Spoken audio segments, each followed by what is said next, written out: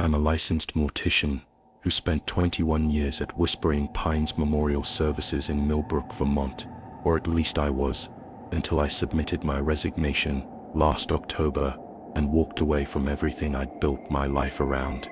You can call me David Blackwood if you want, though most people in the funeral industry just knew me as the restoration specialist.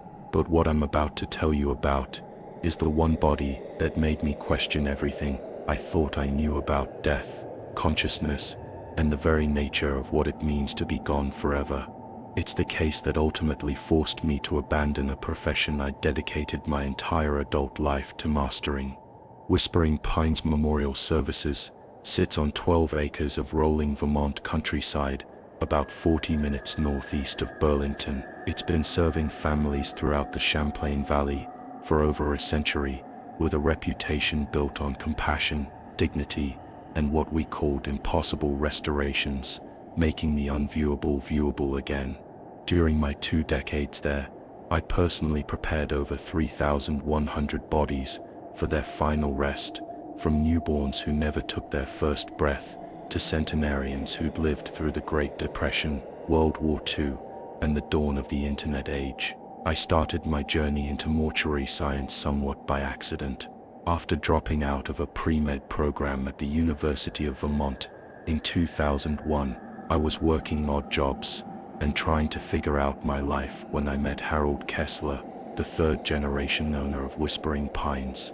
Harold was looking for someone willing to learn the trade from the ground up, starting with basic facility maintenance and gradually working into the more complex aspects of mortuary care. Something about the quiet dignity of the work, the precision required, and the profound trust families placed in us resonated with me in a way that medical school never had. I enrolled in the New England Institute of Mortuary Science that fall, completing my associate degree in mortuary science while working part-time at Whispering Pines. The coursework was more demanding than most people realize: anatomy and physiology, chemistry, pathology, psychology, business law, and extensive hands-on training in embalming techniques, restorative art, and grief counseling. We studied everything from ancient Egyptian mummification practices to cutting-edge preservation chemistry, learning to see the human body not as something to heal, but as something to honor and preserve. By 2004, I had completed my apprenticeship and earned my full mortician's license. What set me apart from my colleagues was my particular aptitude for what the industry calls challenging presentations, cases where standard embalming and preparation techniques wouldn't restore a natural, peaceful appearance.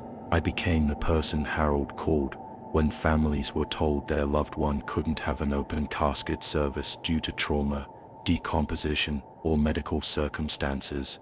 I developed specialized techniques for arterial injection in cases where normal circulatory access was compromised. I learned advanced cosmetic restoration, using everything from specialized waxes and mortuary putty to custom mixed cosmetics that could recreate natural skin tones, even when the original coloration was completely lost.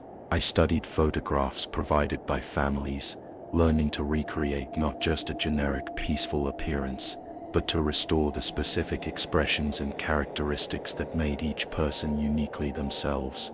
The science behind embalming is more complex than most people understand. We're not just pumping formaldehyde into bodies and calling it finished. Modern embalming involves careful analysis of each case, considering the person's age, medical history, cause of death, length of time since death, and dozens of other factors that determine the specific chemical mixture and injection techniques required. The goal isn't just preservation, it's creating a final appearance that allows families to say goodbye with dignity and peace. I became particularly skilled with what we categorized as level 4 cases, the most challenging situations our profession encounters. Bodies recovered from water after extended periods, fire victims where facial reconstruction was necessary, accident victims who required complete rebuilding of damaged features, medical examiner cases where extensive autopsy work had been performed. These weren't just technical challenges, There were deeply emotional situations where families desperately needed closure, but had been told it wasn't possible. Whispering Pines operates around the clock, because death doesn't observe business hours. Our facility includes 8 preparation rooms, each equipped with specialized ventilation systems, arterial injection equipment, and the various tools and chemicals required for different types of cases. We had 2 viewing chapels, a crematory that I helped operate, and refrigerated storage that could accommodate up to 50 bodies during busy periods, flu seasons, holiday weekends, or the occasional mass casualty event. The main preparation room, where I did most of my work, was a sterile, well-lit space that felt more like a medical laboratory than what most people imagine when they think of mortuary work. Stainless steel tables with built-in drainage systems, precise temperature and humidity controls,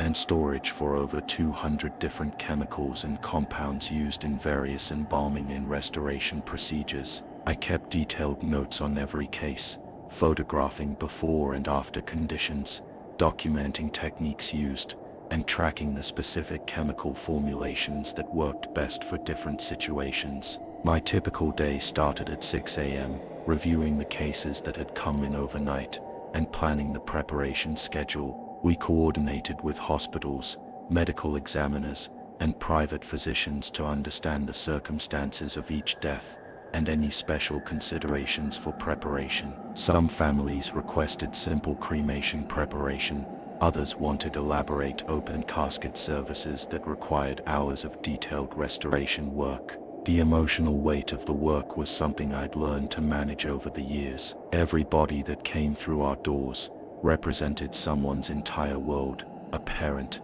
spouse, child, friend whose death had shattered the people left behind. Part of our job was technical expertise, but an equally important part was providing a final gift to grieving families, the chance to see their loved one looking peaceful, natural, and free from the trauma or illness that had taken them.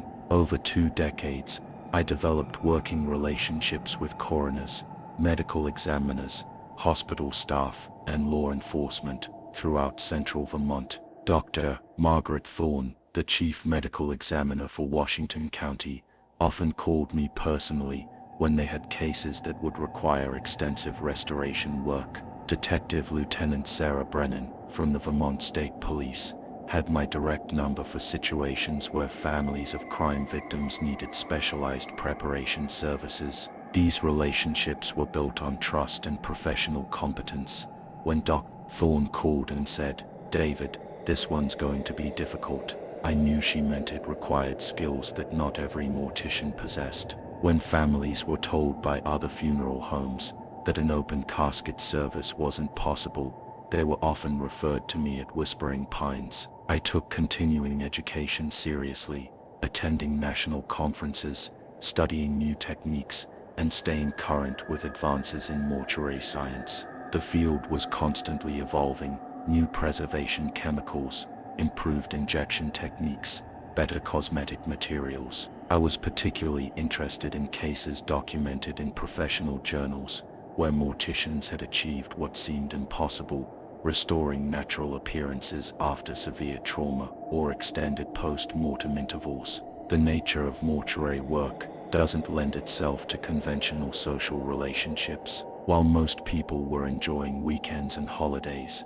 I was often on call, ready to respond when death interrupted someone's life. I lived alone in a restored 1890s farmhouse, about 15 minutes from Whispering Pines, with a workshop where I practiced new restoration techniques, and a library filled with medical textbooks, mortuary science journals, and historical texts about death customs across different cultures. I never married, though I'd had a few relationships over the years that eventually ended when partners couldn't handle the reality of my profession.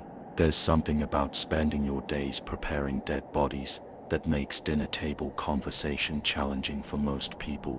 My social circle consisted mainly of other funeral industry professionals who understood the unique demands and emotional complexity of the work. My family had mixed feelings about my career choice. My parents, both retired high school teachers, Had hoped I'd return to pre-med and become a doctor like I'd originally planned. My younger sister, Amanda, worked as a nurse practitioner and often joked that she helped people stay alive while I dealt with the ones she couldn't save.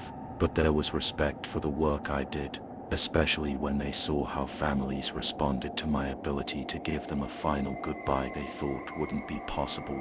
Between 2005 and 2022, I settled into a rhythm that combined technical expertise with deep professional satisfaction. I could predict with remarkable accuracy what each case would require based on preliminary information: age, cause of death, time elapsed, medical history. Bodies tell specific stories, and I'd become fluent in reading those stories before I even began the preparation process. A sudden cardiac arrest victim in their 60s would present differently than someone who died peacefully in hospice care. Accident victims required different approaches than those who died from cancer. Bodies recovered from water had specific challenges related to tissue saturation and decomposition patterns. Each category had established protocols, proven techniques, and predictable outcomes. I took particular pride in cases where families had been told viewing wasn't recommended due to the condition of the body.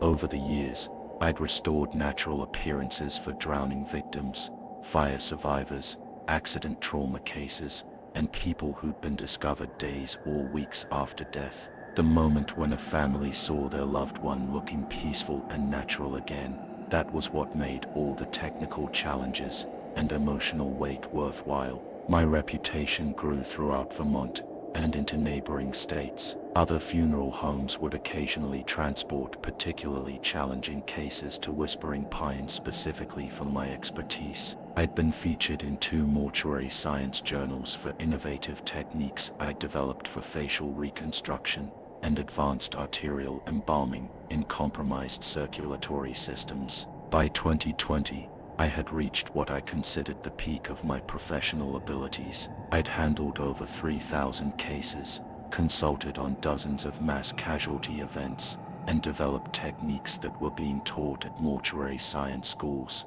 I was confident in my ability to handle any situation death could present. I'd prepared bodies that had been dead for minutes, and bodies that had been dead for months. I'd worked on newborns and people who'd lived past 100. I'd handled natural deaths, suicides, homicides, accidents, and medical cases involving every conceivable cause of death. I'd restored faces destroyed in car accidents, rebuilt features damaged by fire, and made the effects of violent crime invisible to grieving families. The work had become intuitive. I could look at a body and immediately know what approach would be required, which chemicals would work best, how long the preparation would take, and what the final result would look like. It was a combination of scientific knowledge, artistic skill, and pattern recognition developed over 2 decades of intensive practice. I taught occasional workshops for other morticians, sharing techniques for difficult cases and new approaches to common challenges. Harold Kessler, now in his 70s, had begun discussing the possibility of my eventually taking over ownership of Whispering Pines. My professional life was stable, respected, and built on a foundation of proven expertise. What I couldn't have known was that everything I thought I understood about death, about the finality of biological processes, about the clear boundary between life and death, about the predictable nature of post-mortem changes, was about to be fundamentally challenged by a case that would arrive at our facility on a gray Tuesday morning in March 2022. The call came in at 7:23 a.m. from Mercy General Hospital in Burlington. Dr. Jennifer Walsh, the attending physician in the ICU, was calling to arrange transport for a 31-year-old woman named Celeste Armitage, who had died during the night after a week-long battle with complications from what had initially been a routine appendectomy. The surgery had gone wrong, leading to sepsis, organ failure, and ultimately cardiac arrest at 3:47 a.m. It sounded like a tragic but medically straightforward case.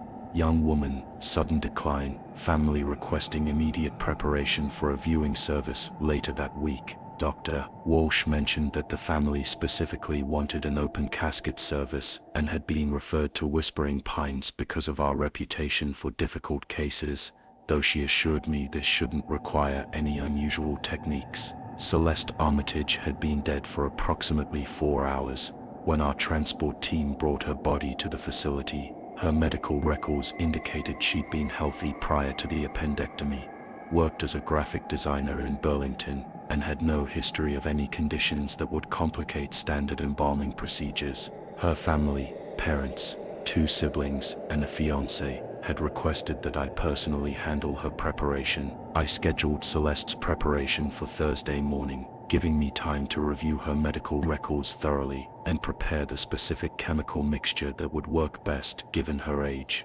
cause of death, and the timeline we were working with. Everything about the case appeared routine, sadly routine, given her age, but presenting no unusual technical challenges. To Wednesday evening, I stayed late at the facility, reviewing the upcoming schedule and making final preparations for what I expected would be a standard, if emotionally difficult, case. I had prepared hundreds of young people over the years, and while the emotional weight never decreased, the technical requirements were predictable and manageable. I checked the preparation room equipment, verified that all necessary chemicals were properly mixed and stored, and reviewed the photographs and personal information Celeste's family had provided to ensure I could recreate her natural appearance accurately. Everything was ready for what I anticipated would be a routine preparation that would allow her family to say goodbye with dignity. What I discovered when I began Celeste Armitage's embalming procedure on Thursday morning would defy every principle of mortuary science I'd learned over 21 years of professional practice.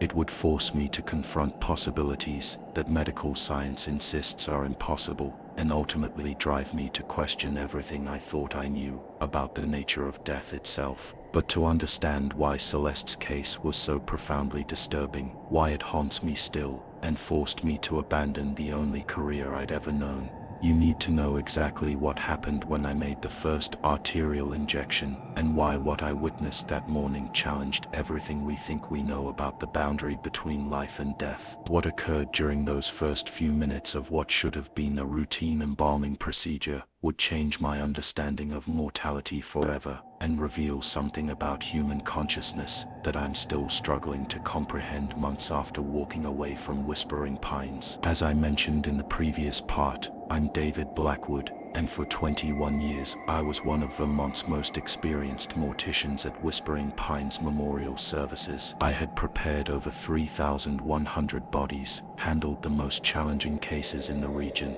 and thought I understood everything about death and the human body's final processes. That confidence was about to be completely shattered by what happened during Celeste Armitage's embalming procedure on a Thursday morning that would haunt me for the rest of my life. Thursday, March 17th, 2022, started like any other day at Whispering Pines. I arrived at 6:45 a.m., reviewed the schedule, and prepared preparation room 3 for Celeste Armitage's embalming. She had been dead for exactly 28 hours and 15 minutes since her cardiac arrest at Mercy General Hospital. Her body had been properly refrigerated, and all preliminary examinations indicated a standard case despite the tragic circumstances. I had worked with hundreds of sepsis and cardiac arrest victims over the years. The process was predictable: arterial injection to replace blood with embalming fluid, cavity treatment to preserve internal organs, and cosmetic preparation to restore a natural, peaceful appearance. Celeste's medical records showed no complications that would affect the embalming process, and her family had provided clear instructions for her final presentation.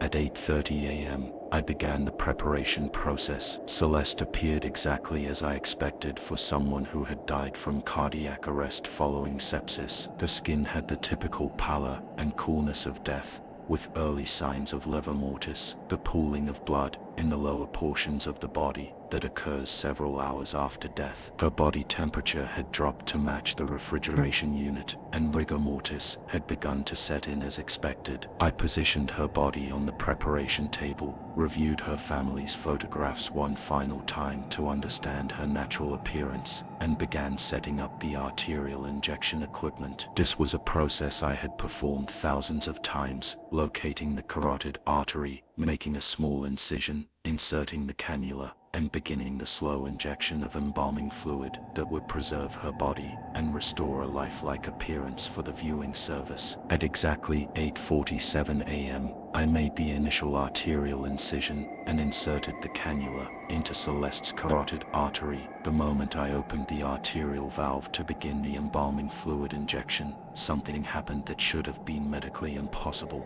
Celeste's eyes opened, not the reflexive eye movement you occasionally see in recently deceased bodies due to muscle contractions or gas pressure. Her eyes opened fully, focused, and looked directly at me with unmistakable consciousness and awareness. Her pupils contracted in response to the preparation room's bright lights, a neurological response that requires active brain function and cannot occur in deceased individuals. I immediately stopped the embalming process and stepped back from the table, convinced I was experiencing some kind of hallucination or stress-related breakdown. I had been working long hours, and the emotional weight of preparing so many young victims recently might have been affecting my perception. But when I looked back at Celeste, her eyes were still open, still focused, and she was looking around the preparation room with obvious awareness. Then she spoke. "Where am I?" she asked, her voice clear and completely normal, showing none of the impairment you might expect from someone who had been dead for over 28 hours. "What's happening to me? Why does my neck hurt?" I stood frozen, staring at someone who had been pronounced dead by multiple physicians, whose death certificate I had reviewed,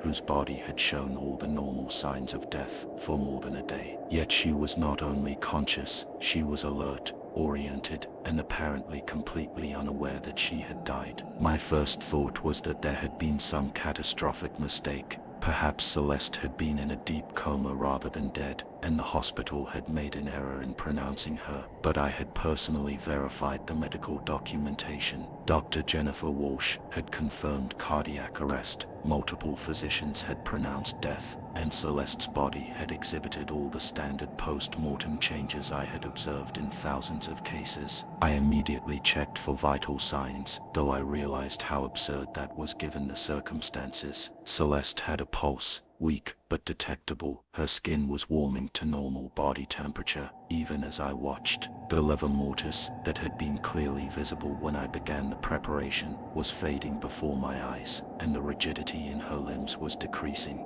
"Miss Armitage," I said, my voice shaking despite years of professional training in dealing with traumatic situations. "My name is David Blackwood. You're at Whispering Pines Memorial Services. Do you remember what happened to you?" Celeste tried to sit up, wincing at the small incision I had made in her neck for the arterial cannula. "Memorial services, like a funeral home. Why would I be in a funeral home?" She looked around the preparation room with growing alarm, taking in the embalming equipment, chemical storage, and the unmistakable environment of a mortuary facility. "I remember being in the hospital," she continued, her voice becoming more distressed. "There were complications from my appendectomy. I was feeling really sick, and the doctors seemed worried. But then everything gets fuzzy. How did I end up here? How long have I been unconscious?" I immediately called Dr. Walsh at Mercy General Hospital, explaining that there appeared to be some kind of error in Celeste's death certification. Dr. Walsh was initially confused, then insisted that there had been no mistake. She had personally verified Celeste's death, following standard protocols, including checking for pulse, respiration, and neurological responses. The death certificate had been signed by both Dr. Walsh and the attending cardiologist. "David, I understand this is confusing, but Celeste Armitage died at 3:47 a.m. yesterday morning. We observed cardiac arrest, confirmed no pulse or respiration for over 20 minutes, and performed all standard verification procedures. There's no possibility of error." While I was on the phone, Celeste had managed to sit up fully on the preparation table, examining the small bandage I had placed over her arterial incision. She was moving normally, speaking clearly, and showing no signs of the neurological impairment you would expect from someone who had experienced cardiac arrest, let alone someone who had been dead for over a day. I called for an ambulance to transport Celeste back to Mercy General Hospital, though I had no idea how to explain the situation to paramedics or emergency room staff. How do you tell medical professionals that someone who died yesterday is now fully conscious and apparently healthy? The ambulance arrived within 15 minutes, and the paramedics were as baffled as I was. Celeste's vital signs were completely normal: pulse, blood pressure, temperature, and neurological responses, all within healthy ranges. She had no memory of dying, or of the time between her last memory in the hospital and waking up on my preparation table. At Mercy General Hospital, Dr. Walsh and a team of specialists conducted extensive examinations, blood tests, brain scans, cardiac monitoring, neurological assessments. Everything indicated that Celeste was not only alive but in remarkably good health considering what she had been through. The sepsis that had killed her showed no trace in her system, and her appendectomy site was healing normally. Dr. Walsh was frank with me about the medical impossibility of what we were witnessing. "David, I've been practicing medicine for 15 years, and I can tell you with absolute certainty that Celeste Armitage was dead, not unconscious, not in a coma, not in some kind of suspended animation. She was dead. Her heart had stopped, her brain activity had ceased, and she had been dead for over 28 hours. What we're seeing now is medically impossible." Celeste remained conscious and alert for exactly 6 hours after awakening on my preparation table. During that time, she spoke with her family, asked about the time she had lost, and expressed confusion about waking up in a funeral home. She showed no signs of brain damage, organ failure, or any of the complications you would expect from cardiac arrest and extended death. Her personality was exactly as her family described: warm, articulate, with the same sense of humor and mannerisms they remembered. She asked about her graphic design projects, worried about missing work, and seemed completely herself despite the impossible circumstances of her resurrection. But at approximately 3:47 p.m., exactly 12 hours after the time of her original death, Celeste suddenly became tired. She was in the middle of a conversation with her fiancé when she paused, looked confused, and said, "I feel very sleepy, like I need to rest for a very long time." Within minutes, she had lapsed back into unconsciousness. Her pulse became weak, then undetectable. Her respiration slowed and stopped. Medical monitors showed the same cardiac arrest pattern that had originally caused her death, exactly 24 hours earlier. Dr. Walsh and the medical team attempted resuscitation, but Celeste did not respond to any intervention. At 4:23 p.m. on March 17, 2022, Celeste Armitage was pronounced dead for the second time, and this time, she remained dead. The medical community was baffled by Celeste's case. Her 6 hours of impossible consciousness attracted attention from neurologists, cardiologists, and consciousness researchers from around the country.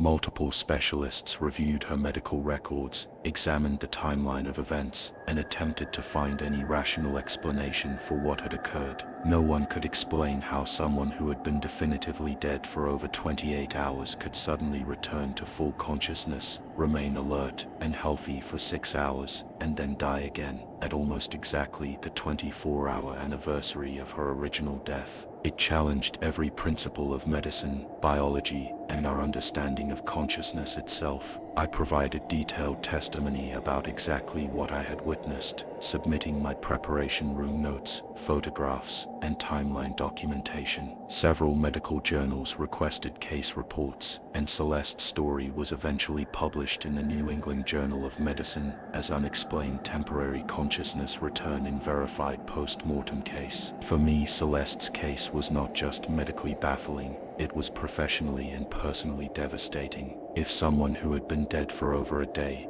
could suddenly return to consciousness. What did that mean about the nature of death itself? How many other people had I prepared for burial who might have had some form of awareness or possibility of return? I began questioning every case I had ever handled, every family I had counseled about the finality of death, every decision made based on my professional assessment that death was permanent and irreversible. The confidence I had built over 21 years of practice was completely shattered. I found myself unable to perform standard embalming procedures without wondering if the person on my table might somehow return to consciousness. I started second-guessing my professional judgments and became paralyzed by the possibility that death might not be as final as I had always believed. 6 months after Celeste's case, I was consulting on a similar situation, a young man who had died in a motorcycle accident and whose family wanted an open casket service. As I began the arterial injection,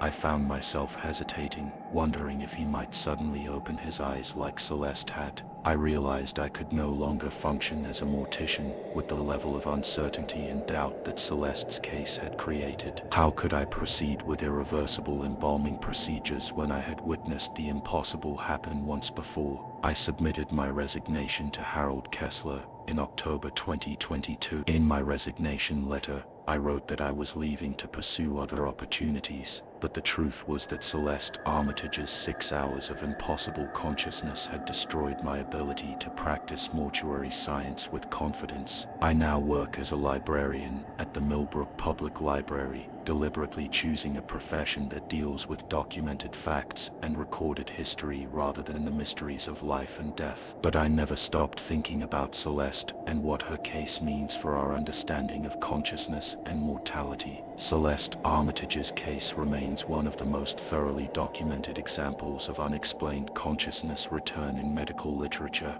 It continues to be studied by researchers investigating the boundary between life and death and the nature of human consciousness itself. For me, Celeste's case serves as a profound reminder that death, something I thought I understood completely after 21 years of professional experience, may be far more mysterious and complex than we realize. It suggests that consciousness, the essence of what makes us human, might persist in ways that our current medical understanding cannot detect or explain. The 6 hours that Celeste Armitage spent conscious after being dead for over 28 hours gave her family an impossible gift, the chance to say goodbye, to express their love, and to receive her reassurance one final time. But it also raised questions about the nature of death and consciousness that continue to challenge everything we think we know about the final boundary of human existence. Celeste's case will always remain the most unexplained and humbling experience of my career. It taught me that even in a profession built on the certainty of death, profound mysteries persist that challenge our most fundamental assumptions about life, consciousness, and what it truly means to be gone forever.